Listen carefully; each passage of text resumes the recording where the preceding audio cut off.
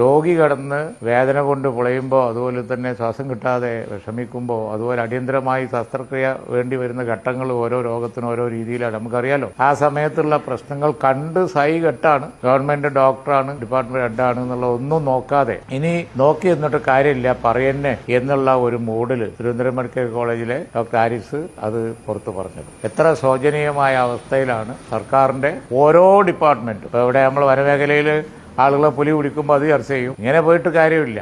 ഗവൺമെന്റിന്റെ പ്രവർത്തനം ജനങ്ങൾക്ക് ഒട്ടും ആശ്വാസം നൽകുന്നില്ല. ഒരു ചെറിയ സാധനം വാങ്ങണം എന്നുണ്ടെങ്കിൽ ഒരു ഫയല് അതിൻ്റെ സഞ്ചാരം തുടങ്ങുക, എന്നിട്ട് അത് പോയി വരാൻ ഉപഗ്രഹങ്ങളിലേക്ക് വിക്ഷേപിച്ച് അവിടെ പോയി വരുന്നതിനേക്കാളും പ്രയാസമാണ്. ഫയലൊന്ന് തിരിച്ചെത്തിയ ഒരു തീരുമാനമാണെന്നുണ്ടെങ്കിൽ എൻ്റെ സഞ്ചാരം കഴിഞ്ഞ് മടങ്ങിയെത്തണമെങ്കിൽ സിസ്റ്റം അത്ര ഡിലേ.